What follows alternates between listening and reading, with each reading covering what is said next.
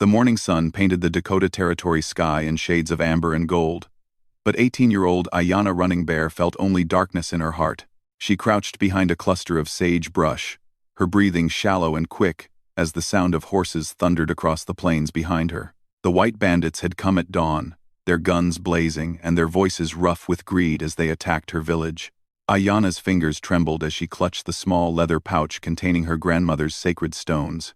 The rest of her family had scattered in different directions when the shooting started, following the escape plan her father had drilled into them since childhood. But now she was alone, miles from safety, with nowhere to hide on the endless grassland.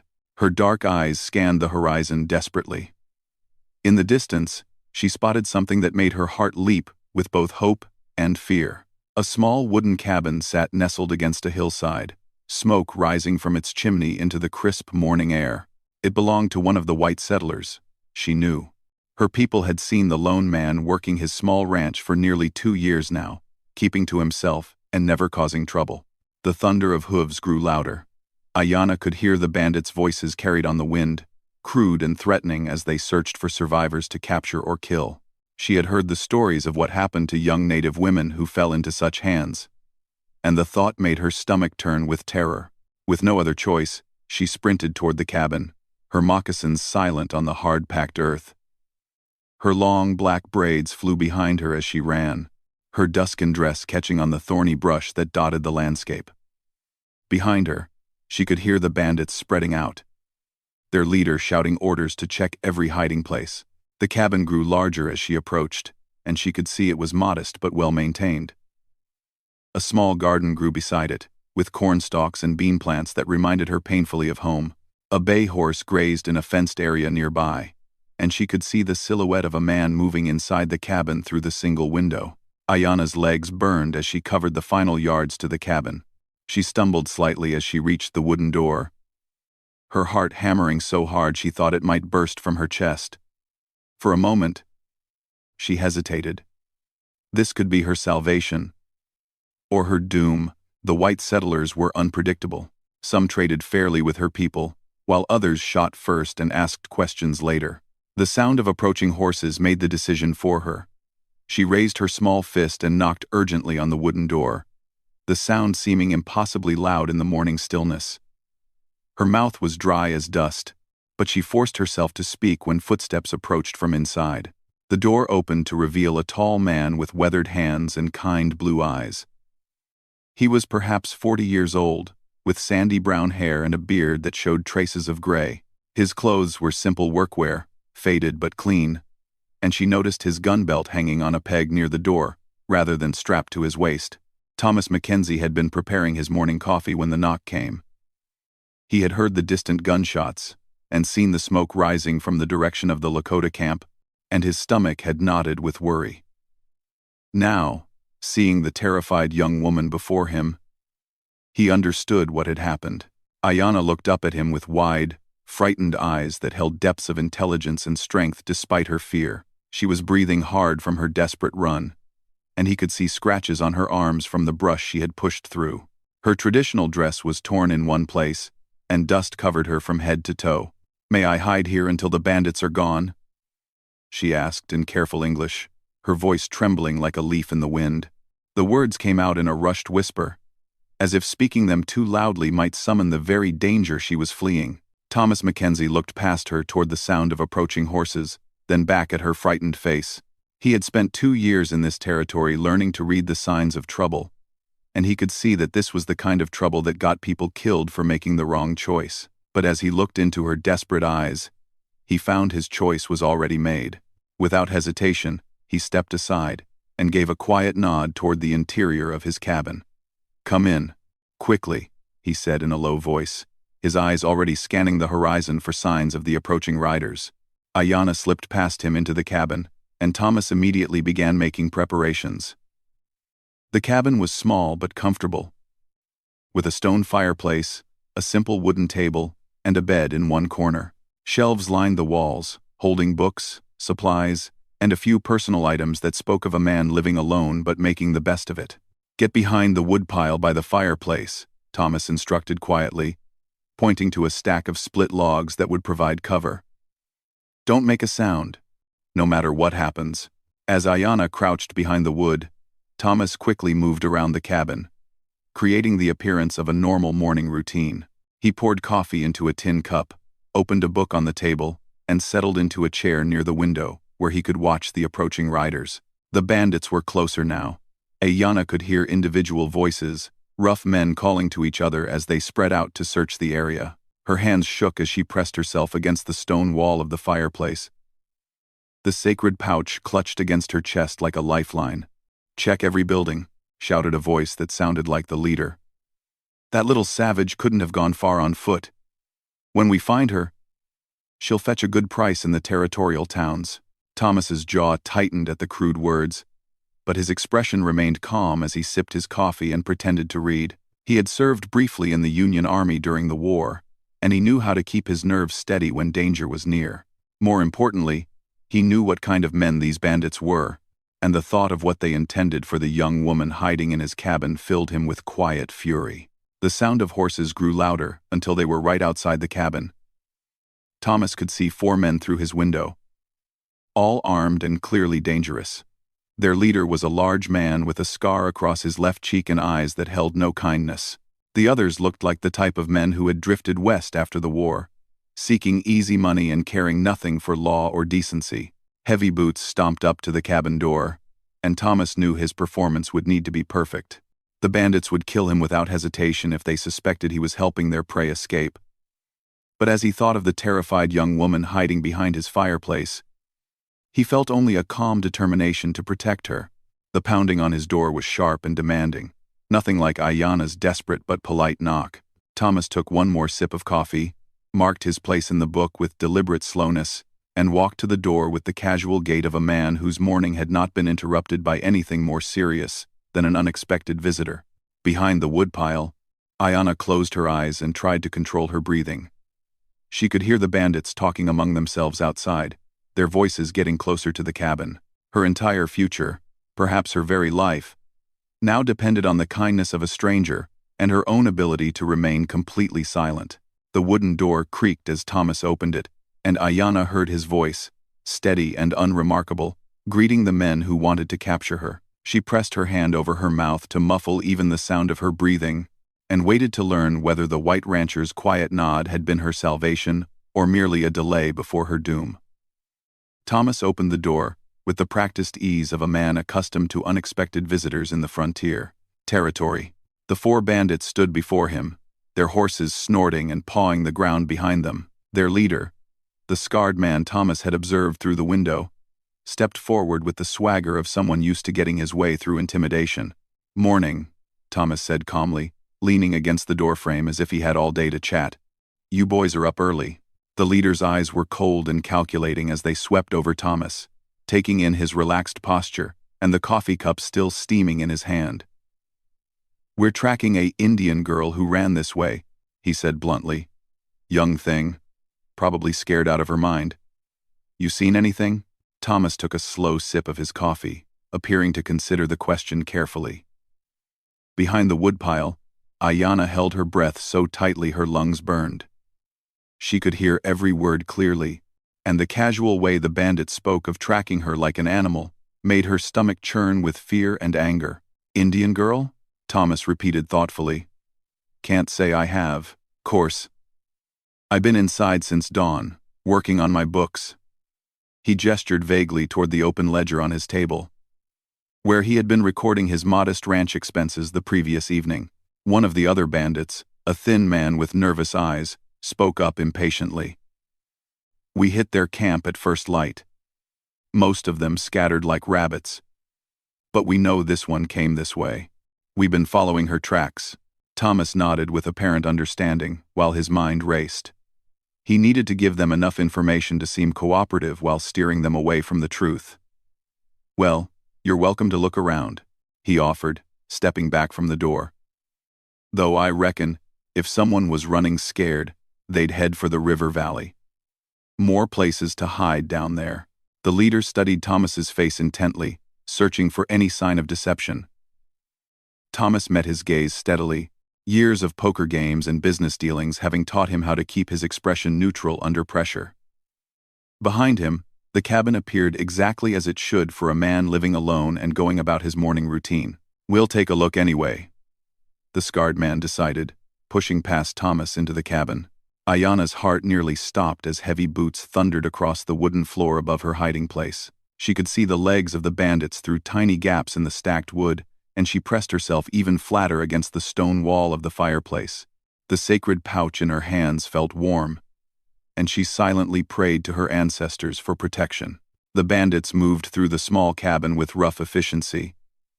They checked the bed, looking underneath, and pulling back the simple quilt Thomas had inherited from the previous owner. They opened the few cabinets and poked through his modest supplies of food and tools.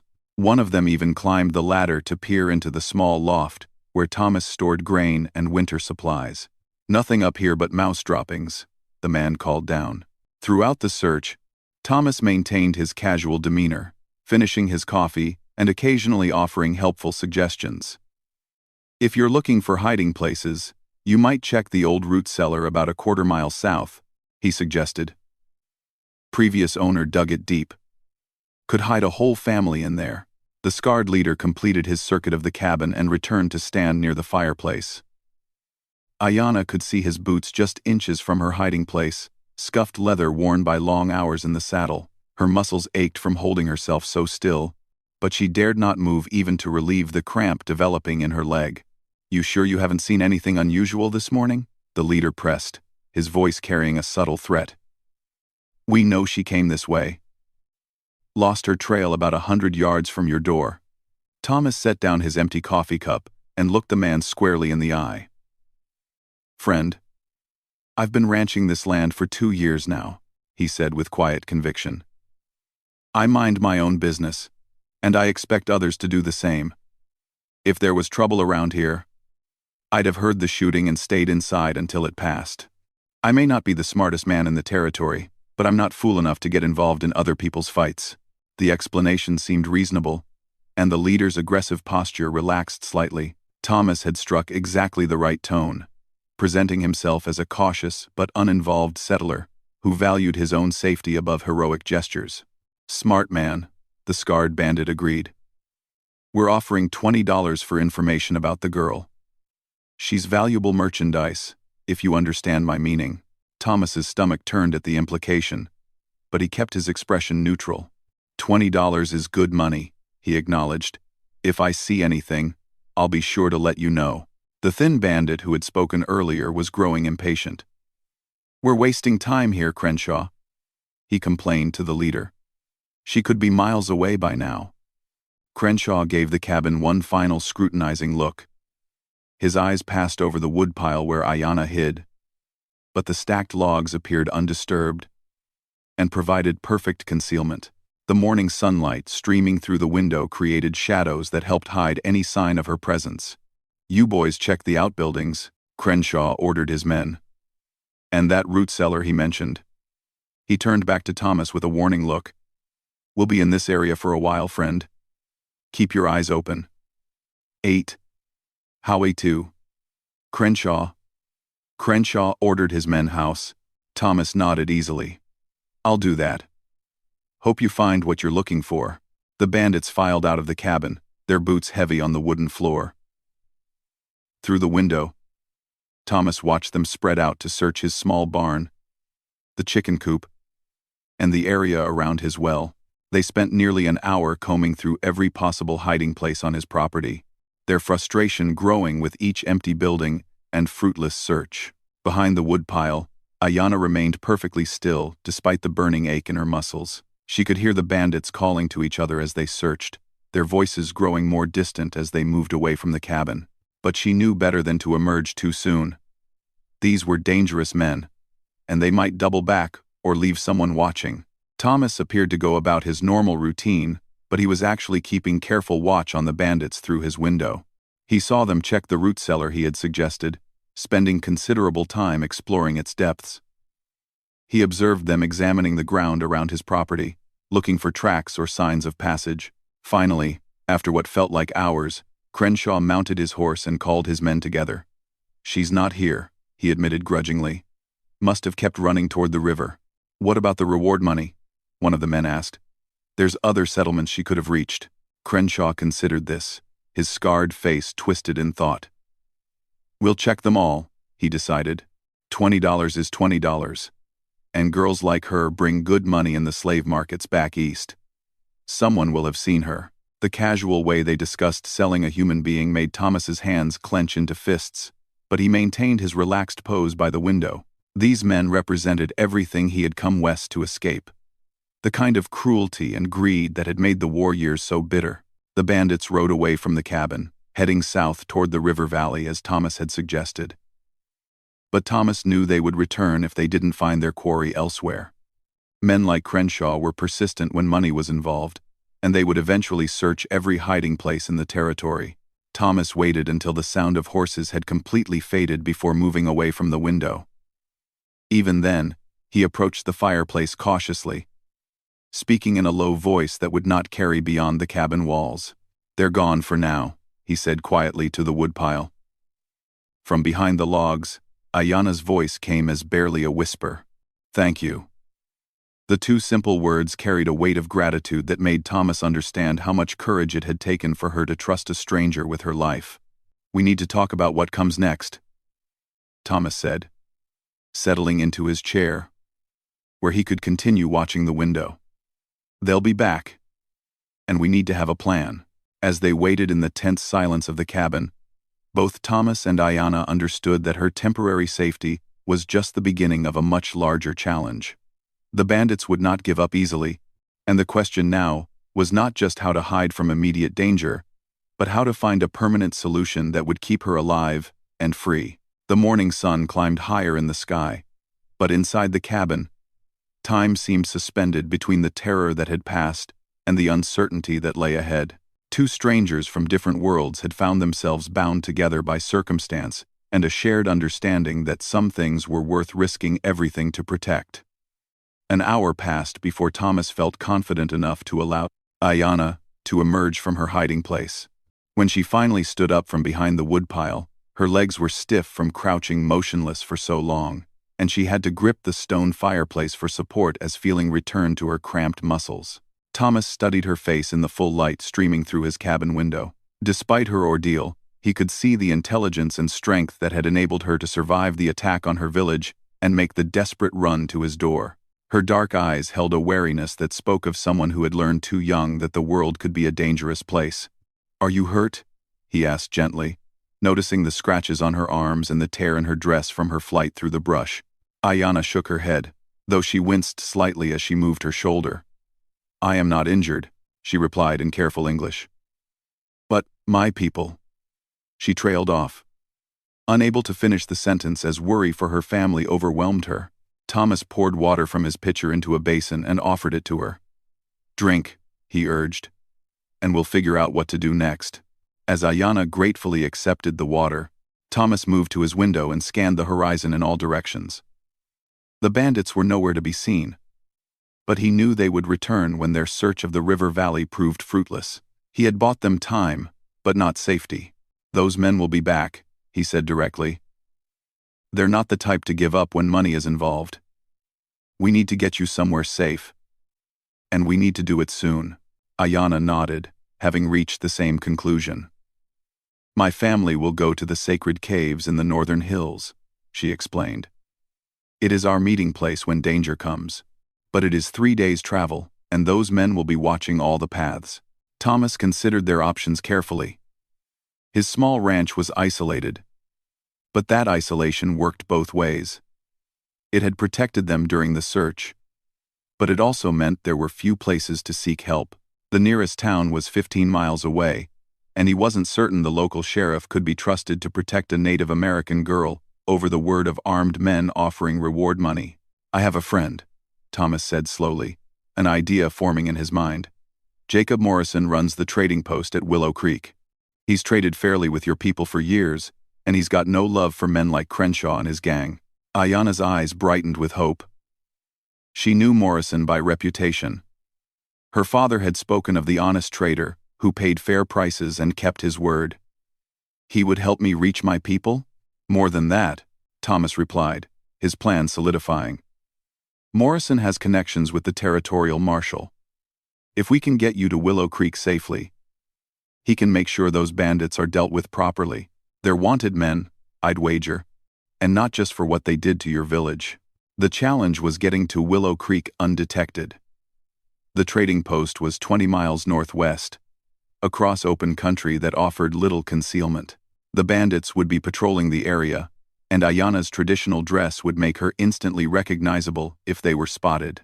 Thomas went to a wooden chest in the corner of his cabin and pulled out some clothing that had belonged to his younger brother, who had visited the previous year.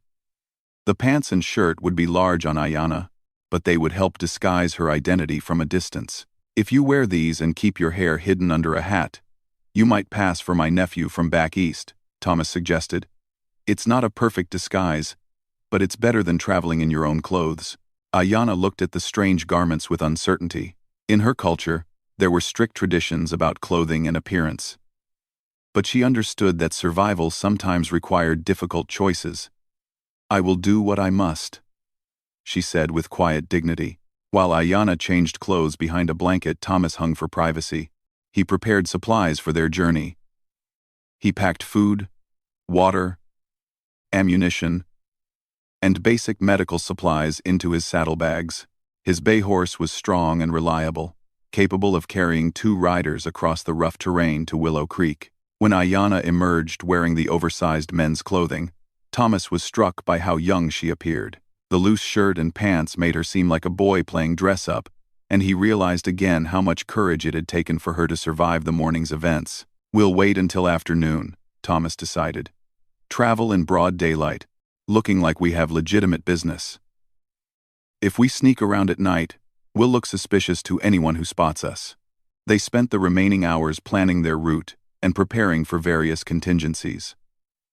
Thomas showed Ayana his maps of the territory, pointing out landmarks and explaining the safest paths to Willow Creek. She, in turn, shared her knowledge of the land from a different perspective, identifying water sources and hidden trails that didn't appear on his hand-drawn charts.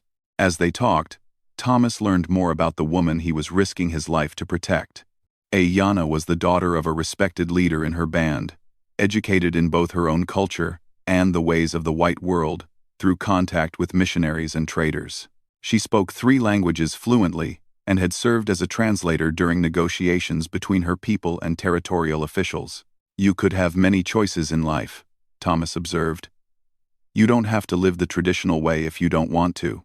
Ayana's expression grew thoughtful. My grandmother taught me that we must be like the willow tree, she replied.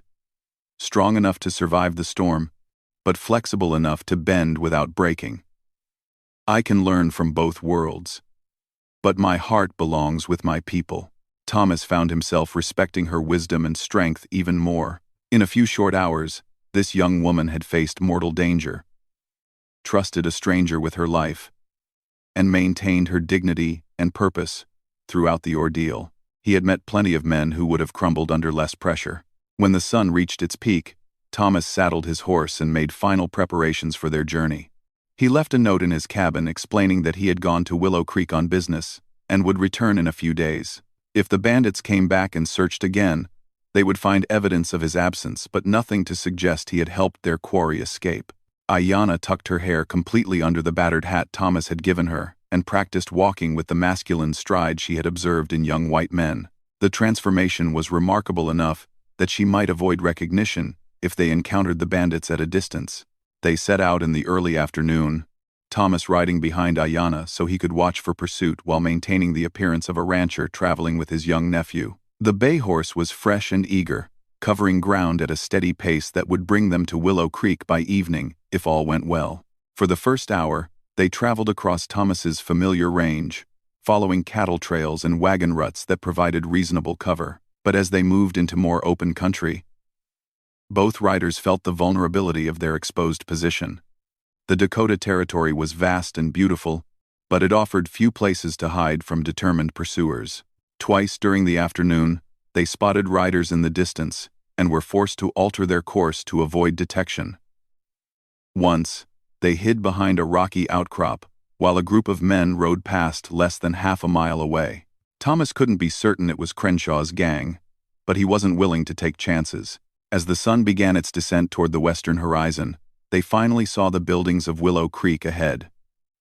The small settlement clustered around Morrison's trading post like chicks around a mother hen, offering the promise of safety and allies in their fight against the bandits.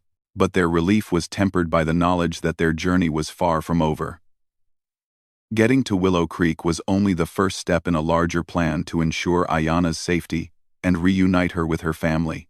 The bandits were still out there, still searching, and still dangerous to anyone who stood in their way. Thomas guided his horse toward Morrison's trading post, where warm light glowed in the windows and the sound of normal conversation drifted out into the evening air. Behind him, Ayanna sat straight in the saddle, her disguise intact but her spirit unbroken despite everything she had endured. As they approached the building that represented hope and safety, both riders understood that their unlikely partnership had changed them. Thomas had rediscovered his capacity for courage and principle, while Ayanna had learned that kindness and honor could be found in unexpected places. The door of Morrison's trading post opened as they approached, and Jacob Morrison himself stepped out to greet them.